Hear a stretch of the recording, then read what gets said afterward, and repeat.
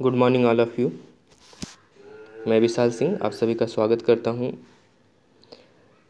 हम लोग को पढ़ना है कल्टीवेशन ऑफ वाटरमेलन। और पिछले क्लास में हम लोग पढ़े थे खीरा के बारे में, जो कि कुकुरबिटेसी फैमिली का था। लेकिन आज हम लोग को पढ़ना है कल्टीवेशन ऑफ वाटरमेलन। और मैं बता दूं आपको कि जितने भी नोट्स वेजिटेबल साइंस के दिए जा रहे हैं वो हेड सर के द्वारा ही उपलब्ध कराया जाता है। मैं उसको बस एक्सप्लेन कर रहा हूँ। तो वाटरमेलन के बारे में थोड़ा सा जानते हैं। इंट्रोडक्शन क्या है वाटरमेलन का। तो वाटरमेलन की का अगर बॉटेनिकल नेम की बात करें तो सिट्रुलस वुल्गैरिस होता है, जो कि कुकुरबिटेसी फैमिली से बिलोंग कर रहा है। और इसके अलावा इन वाटरमेलन का अपना व्यक्तिगत क्या फीचर्स है।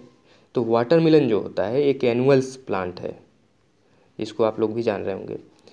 और डाइकॉटिलिडन है, दूसरी चीज़ डाइकॉटिलिडन्स होता है। और इसका पॉलिनेशन जो होता है ये हनी बी के द्वारा होता है। अब पॉलिनेशन हनी बी के द्वारा हो रहा है तो इसका मतलब होगा कि कैसा होगा, क्रॉस पॉलिनेटेड प्लांट होगा। तो जब क्रॉस पॉलिनेटेड प्लांट होगा तो किस टाइप का होगा, मोनोसियस टाइप होगा। मीन्स एक ही पौधे में मेल फीमेल फ्लावर होंगे लेकिन अलग अलग होंगे। एक ही पौधा मेल होगा, एक ही पे फीमेल भी होगा, लेकिन दोनों मेल अलग होगा और फीमेल अलग होगा। तो मोनोसियस टाइप का इसमें फ्लावरिंग पाई जाती है। और पत्ती की अगर हम बात करें, लीफ जो होता है कंपाउंड लीफ होती है। कंपाउंड लीफ में से एक वेन होगा और उससे कई पत्तियां निकली होंगी और सभी पत्तियां आपस में किनारे से कहीं कहीं थोड़ा सा कटिंग होगी, यानी मार्जिन्स होगा, और जिसको कहा जाता है कंपाउंड लीफ। इस तरह से तो ये सिंपल लीफ नहीं है, इसमें कंपाउंड लीव्स पाया जाता है। हालांकि वेजिटेबल साइंस में लीफ का उतना डेप्थ में पढ़ने की ज़रूरत नहीं है। क्रोमोसोम की अगर हम बात करें तो 24 और 48 होता है। मीन्स डिप्लॉयड स्पीसीज है वाटरमेलन। लेकिन वाटरमेलन में ट्रिप्लॉयड भी होती है, जो सीडलेस वैरायटी होती है। आगे उस पर डिस्कस करेंगे कि ट्रिप्लॉयड वैरायटी कौन सी होती है। इसके अलावा वाइन लाइक फ्लावरिंग प्लांट है। ये वाइन लाइक फ्लावरिंग मीन्स लता जैसा पौधा है जो फैल करके बढ़ता है और जिसमें फल लगता है। इसके अलावा जो फ्लावरिंग होता है, यानी कि फ्लावरिंग का रेशियो होना चाहिए, यानी मेल फीमेल का। तो एक पौधे में लगभग कम से कम एक मेल और उसके अनुपात में 7 फीमेल फ्लावर होना चाहिए, जो कि प्रोडक्शन के लिए अच्छा माना जाता है। वर्जिन की अगर बात किया जाए तो जो वर्जिन है इसका, बाकी उत्पत्ति जो है अफ्रीका है। इसका उत्पत्ति अफ्रीका है, जिसको प्राइमरी सेंटर ऑफ ओरिजिन्स कहा जाता है या प्राइमरी ओरिजिन कहा जाता है। सेकेंडरी ओरिजिन जो है इसके इंडिया है। सेकेंडरी ओरिजिन जो है भारत है, और भारत में इसकी बहुत पहले से खेती की जा रही है, प्राचीन काल से ही खेती की जा रही है। और भारत में सबसे अधिक कहाँ किया जाता है तो यूपी में किया जाता है, अपने उत्तर प्रदेश में किया जाता है इसका खेती। इसके अलावा जो तरबूजा है, यानी कि तरबूज को या वाटरमेलन को अन्य नामों से जाना जाता है भारत में, जिसे कालिंदा कहा जाता है और कालिंदी के नाम से भी जाना जाता है।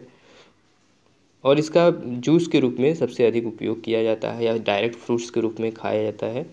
तो इसको देख लीजिएगा क्या क्या उसका उपयोग है। इसके अलावा अगर हम बात करें क्लाइमेट्स की बात करें, सॉइल्स की बात करें, तो जो रेतीली दोमट भूमि होती है उसमें सबसे अधिक होता है। इसके अलावा यह जो है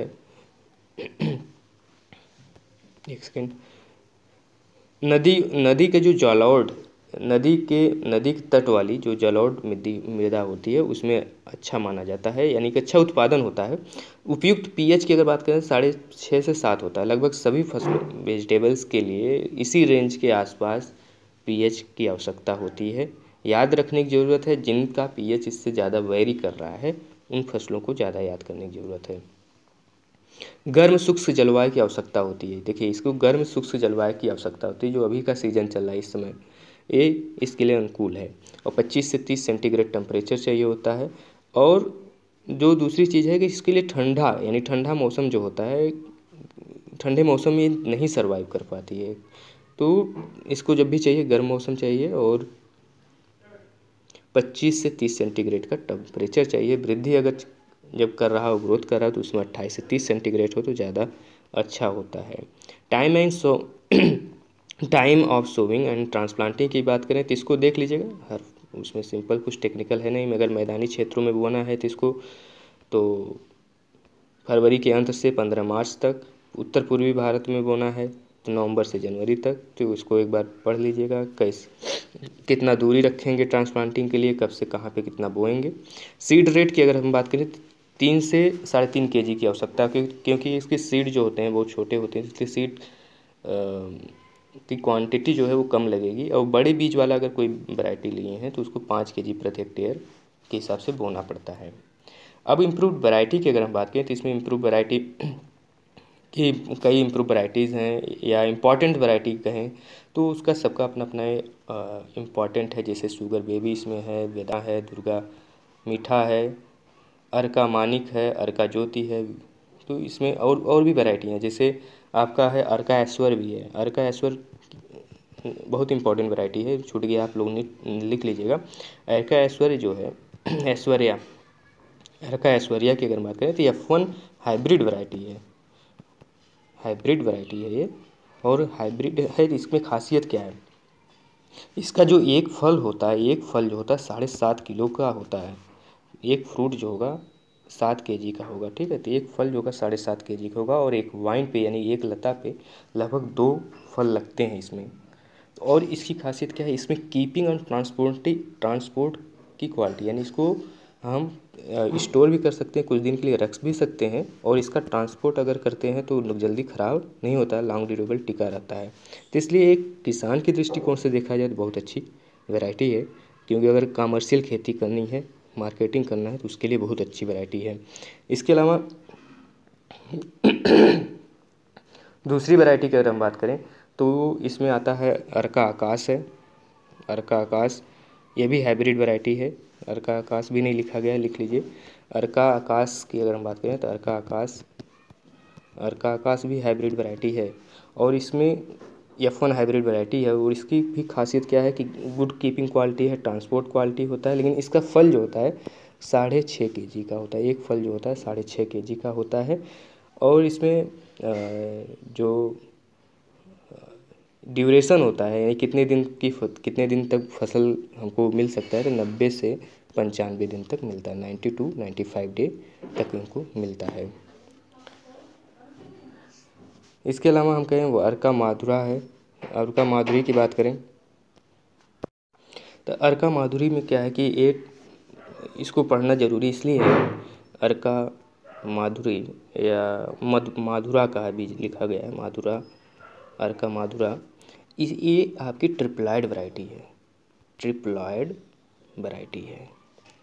और इसकी खासियत क्या है कि इस जितनी भी ट्रिप्लॉइड होती हैं वो सभी ट्रिप्लॉइड वैरायटी सीडलेस होती हैं, उसमें सीड नहीं पाया जाता है, या बहुत कम सीड पाया जाता है। यूनिक फीचर इसका ये होता है कि स्वीट होती हैं, यानी मीठापन होता है, सीडलेस होते हैं, यानी फुल्ली सीडलेस होते हैं एक तरह से कर सकते हैं, और लॉन्ग सेल्फ लाइफ होती है। मीन्स इसको अधिक समय तक रखा जा सकता है। जब अधिक समय तक रख सकते हैं इसका मतलब इस पर हम ट्रांसपोर्ट कर सकते हैं और कमर्शियल खेती भी कर सकते हैं। और इसका ऑक्सीजन अगर लगाना है तो अंडर प्रोटेक्टेड कंडीशन में इसको हम ऑक्सीजन भी लगा सकते हैं। अर्का माधुरी का ये ट्रिप्लॉइड हाइब्रिड वैरायटी है। इसके आगे और दूसरी वैरायटी पे हम लोग बात करते हैं। इसमें शुगर बेबी है, यहाँ पे लिखा हुआ है शुगर बेबी की अगर आप देखें तो शुगर बेबी जो है इंट्रोडक्शन के द्वारा लाई गई वैरायटी। इंट्रोडक्शन का मतलब होता है कि दूसरे देश से ला करके भारत में ग्रो किया गया है। 1978 में इसको किसी कंट्री से लाया गया था, भारत में इसको ग्रो किया गया था। और जो यूनिवर्सिटी काम की थी वो IRI ने किया था, ये काम इसको ग्रो करने का कार्य IRI ने किया था। और इसमें इसका जो सीड होता है वो छोटा सीड होता है, और इसमें यील्ड पोटेंशियल बहुत ज़्यादा होता है, लगभग 150 से 170 कुंटल उत्पादन प्रति हेक्टेयर होता है शुगर बेबी का। उस समय के हिसाब से बहुत अच्छी वैरायटी थी। एक सेकंड देखिए, अगली वैरायटी जो है अर्का ज्योति है। अर्का ज्योति की अगर बात करें तो ये हेट्रोसिस वैरायटी है, मतलब ये भी हाइब्रिड है। अर्का ज्योति भी हाइब्रिड वैरायटी है, और इसको डेवलप जो किया गया है IIHR20 का क्रॉस, एक वैरायटी थी IIHR20 का क्रॉस जो कराया गया है वो क्रिम्सन स्वीट वैरायटी थी। Crimson CRI, crimson SON sweet से क्रॉस कराया गया और उससे जो है अर्का ज्योति तैयार हुई। और अर्का ज्योति की खासियत क्या था कि एवरेज वेट जो होता 5 से 6 kg का होता है लगभग, और जो फ्रूट्स होता है राउंड टाइप का होता है इसका, और इसकी भी जो गुड कीपिंग क्वालिटी है, यानी ट्रांसपोर्ट में भी अच्छा करता है। जितनी भी हाइब्रिड वैरायटियाँ हैं उसमें सब में इस तरह की खासियत हैं जो अच्छी हाइब्रिड वैरायटियाँ हैं। इसके अलावा इसमें एक और वैरायटी लिखा गया है, देख लेते हैं। अर्का मानिक है। अर्का मानिक की अगर हम बात करें तो अर्का मानिक यहाँ पे है। इसका पेडिग्री मेथड, जो ब्रीडिंग पढ़े होंगे तो ब्रीडिंग में पेडिग्री मेथड के बारे में पढ़ाया गया था कि किस तरह से पेडिग्री मेथड से काम किया जाता है, यानी कि वंशावली का पूरा रिकॉर्ड रखा जाता है, फिर इसका काम किया जाता है। तो पेडिग्री मेथड के द्वारा डेवलप किया गया, लेकिन इसमें जो पेरेंट यूज किया गया था IIHR21, ठीक, का क्रॉस जो बनाया गया क्रिम्सन स्वीट से बनाया गया। तो इसका भी वही है, क्रिम्सन स्वीट, यानी जो पिछले में पढ़े हैं उसी से, क्रिम्सन स्वीट से बनाया गया है। अब अगली देखते हैं आगे। अगली वैरायटी जो है पूसा बेदाना है। पूसा बेदाना में नाम ही है बेदाना, मीन्स इसमें दाने की कमी होगी। दाने की कमी यानी कि सीड का कमी होगी। सीड की कमी किस में होती है? ट्रिप्लाइड वैरायटी में होती है। अब ट्रिप्लाइड वैरायटी की अगर हम बात करें तो जो एक जापानीज साइंटिस्ट थे जिसका नाम है डॉक्टर कीहारा,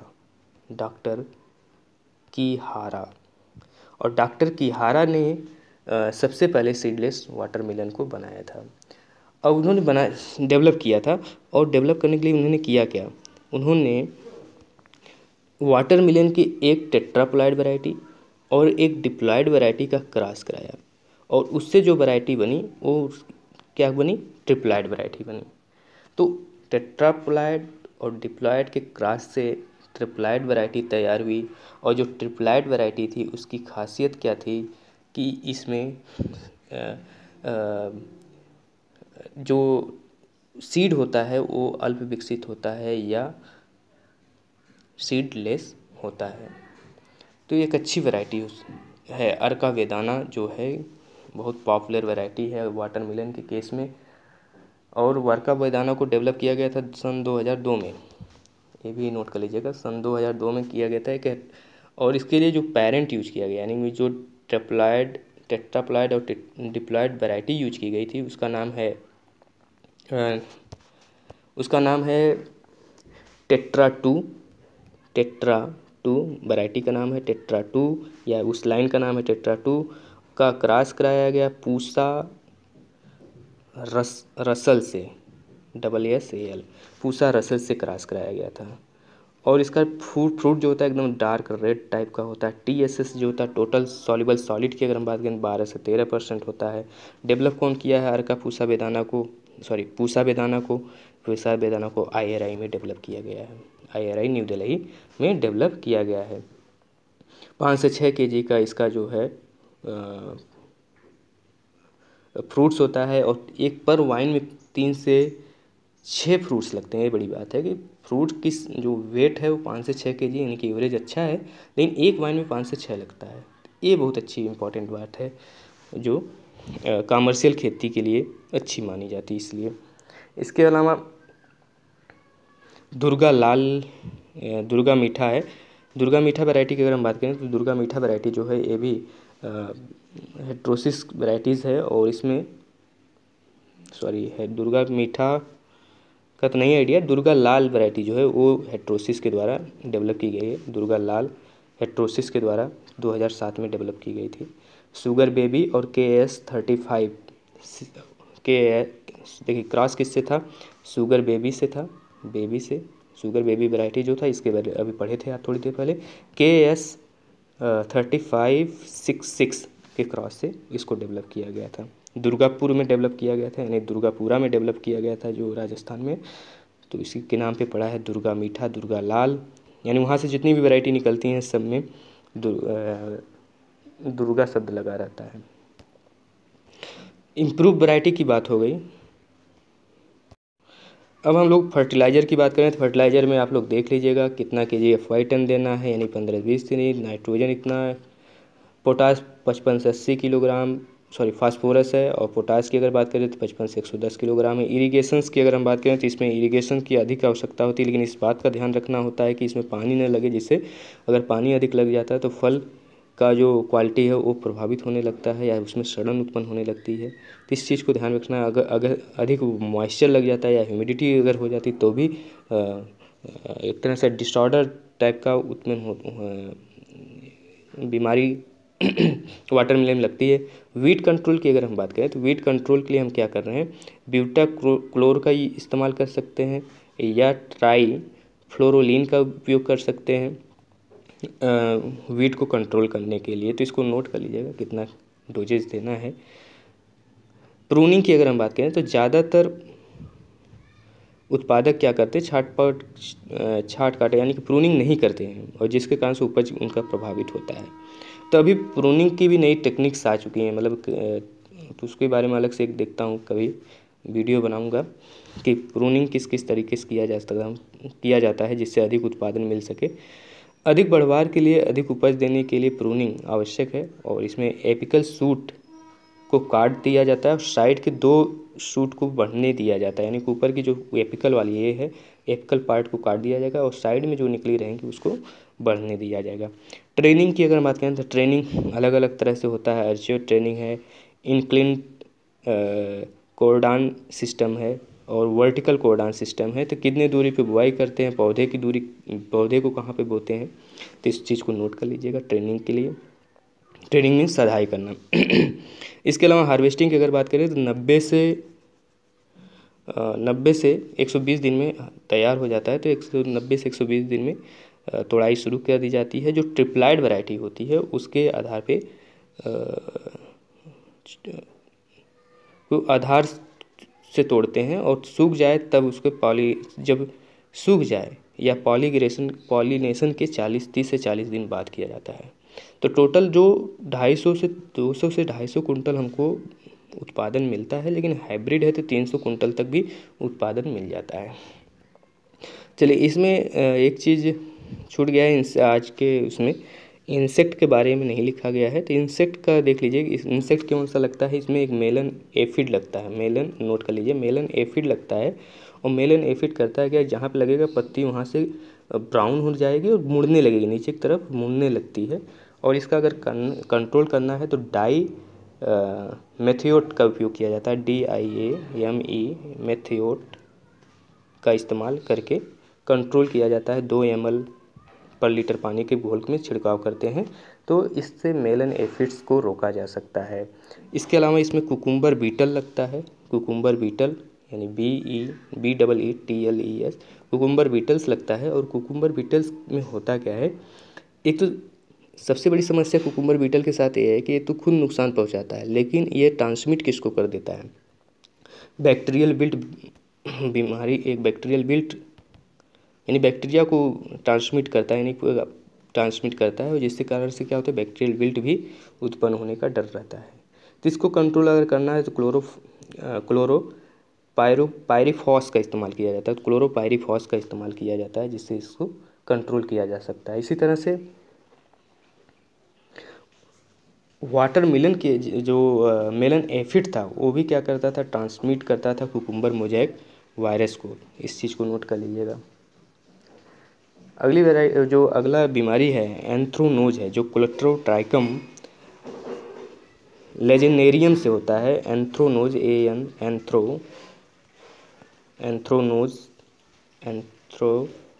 एंथ्रोकनोज बीमारी है। और इसमें होता है क्या, पत्ती का जो किनारे वाला भाग होगा, ये किनारे वाला भाग जो होता है वो ब्राउन होकर के सूखने लगता है। और इसके अलावा जो फल होता है, उस फल पे क्या होता है, वाटर सॉक्ड बनने लगते हैं, यानी कि जैसे लगता है कि पानी जैसा स्पॉट दिखेगा, जैसे लगेगा कि वहाँ से गल रहा है, यानी फल। तो ये एंथ्रोनोज के कारण से होता है। और ये पत्ती में भी लगता है, स्टेम में भी लगेगा और फल पे भी लगेगा, जिस सब जगह पे ब्राउनिंग मार्जिन्स उत्पन्न हो जाती हैं, और वहाँ से फ्रूट्स में लगेगा तो फ्रूट ख़राब हो जाएगा, पत्ती सूखने लगेगी। तो इस तरह से समस्या होती है। तो इससे कंट्रोल अगर करना है तो मेटालेक्साइल का इस्तेमाल करते हैं। 2 ग्राम पर लीटर वाटर में घोल से छिड़काव से इसको कंट्रोल किया जाता है। एक और होता है इसमें बैक्टीरियल फ्रूट ब्लॉच की, अगर हम बात करें बैक्टीरियल फ्रूट ब्लॉच हो लगता है। और बैक्टीरियल फ्रूट ब्लॉच जो होता है इसमें क्या होता है कि ह्यूमिडिटी के कारण से लगता है। और जब ह्यूमिडिटी अधिक हो जाता है तो खेत में जहाँ पे फ्रूट्स ज़मीन साइड पे रखा रहता है यानी पलटा रहता है, तो उस पर क्या होता है कि एकदम ब्राउनिश कलर चेंज हो जाएगा पूरे फ्रूट का नीचे वाले भाग में, जब जो ज़मीन की सतह पर रहेगा। और अंदर से भी उसमें काटने पे जो उसका गूदा है एक तरह से सड़ा हुआ जैसा निकलता है। तो ये बैक्टीरियल फ्रूट ब्लॉच के कारण से होता है। इसके अलावा फंगल डिजीज़ भी इसमें लगते हैं, जैसे पाउडरी मिल्ड्यू लगता है, पत्तियों पे सफ़ेद कलर का जैसे डस्ट, पत्तियों पे वाइट डस्ट दिखेगा आपको, तो इसे पाउडरी मिल्ड्यू कहते हैं। इसके अलावा फ्यूजेरियम बिल्ट लगता है। फ्यूजेरियम बिल्ट को इसके पहले भी बताया गया है कि होता क्या है कि पौधे उसमें मुरझाने लगते हैं। फ्यूजेरियम बिल्ट के कारण से पौधे मुरझाने लगते हैं, यानी कि विल्टिंग जैसी सिम्टम्स दिखाई देता है। और इसके अलावा कुछ डिसऑर्डर्स लगते हैं। डिसऑर्डर की अगर बात करें तो इसमें होता है ब्लोसम, एक होता है ब्लोसम, देख लीजिए ब्लोसम। और भी जो फसलें पढ़े हैं इसके पहले उसमें भी ये लगता है ब्लोसम इंड रॉट कहा जाता है, ब्लोसम इंड रॉट कहा जाता है। और इसमें होता क्या है कि पौधे का जो स्टेम वाला भाग होता है, यानी कि इसमें कैल्शियम की कमी से होता है, कैल्शियम की कमी से होता है। और जो यंग फ्रूट्स लगते हैं वो पौधे से उनका मतलब पौधे की जो जिस भाग से जुड़े रहते हैं वहाँ से टूट जाते हैं एक तरह से। तो जिससे उसमें क्या होता है कि ये अर्ली टूट जाते हैं, यानी मेच्योर होने के पहले टूट जाते हैं, जिससे फ्रूट्स डेवलप हो नहीं पाता, यानी खाने के योग्य रह नहीं जाता है। और एक न्यूट्रिशनल डिफिशियंसी है, न्यूट्रिशनल डिसऑर्डर है। इसके अलावा इसमें राइंड नेक्रोसिस एक होता है जो जनरली देखा जाता है, राइंड नेक्रोसिस को। उसमें होगा क्या कि जब आप एक स्पेलिंग देख लीजिएगा, राइंड नेक्रोसिस, एन नेक्रोसिस। देखिए राइंड नेक्रोसिस में क्या होगा कि जो फल्स होगा उस फल के अंदर आप कट करेंगे, यानी फल है उसको बीच में से हाफ, यानी जो आपका तरबूज है उसको बीचों बीच आधे पर से काटेंगे तो उसमें दिखेगा कि आधा भाग बहुत रेड है और कुछ भाग कम रेड है, यानी हल्का सा वाइट लिए हुआ है या पिंक टाइप का है। तो और साथ में उसमें वाटर कंटेंट की भी कमी है थोड़ा सा। तो ये इसके पीछे जो कारण बताया जाता है, दो उसके पीछे एक दो कारण बताया जाता है। एक तो कहा जाता है कि एक इंटरनल डिसऑर्डर है, एग्जैक्ट इन्फॉर्मेशन नहीं है। दूसरी ये बताया जाता है ड्रॉट रेसिस्टेंस, ड्रॉट यानी सूखा के कारण से, ड्रॉट स्ट्रेस के कारण से भी ऐसा होता है, तो जिसे राइंड नेक्रोसिस के नाम से जाना जाता है। और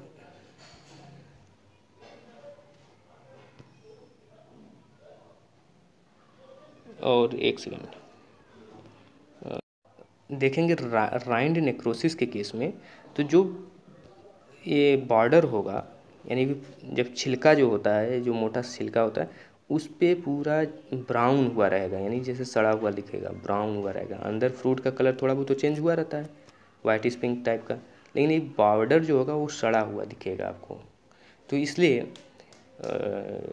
एक खाने में कम लोग पसंद करते हैं या मार्केटिंग एकदम ख़त्म हो जाती है, तो ये ब्राउन्स कलर का दिखेगा एंड क्रैकी टाइप का हो जाएगा, यानी फटने लगेगा फ्रूट्स अपने आप।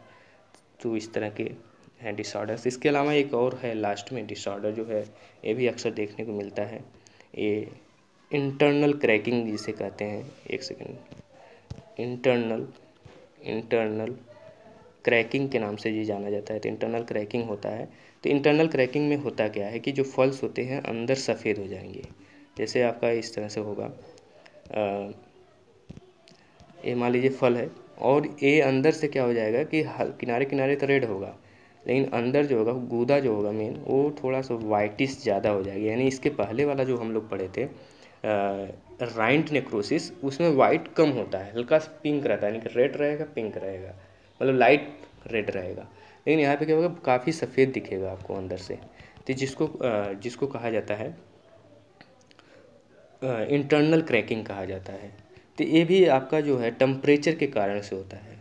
और इसके अलावा भी कारण बताया जाता है कि नाइट्रोजन की कमी से, लो बोरान की कमी से भी होता है। तो एग्जैक्ट कोई एक कारण नहीं है, लेकिन इस तरह का डिसऑर्डर पाया जाता है।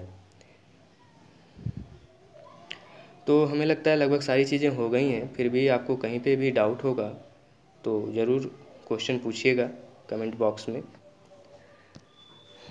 थैंक यू, धन्यवाद।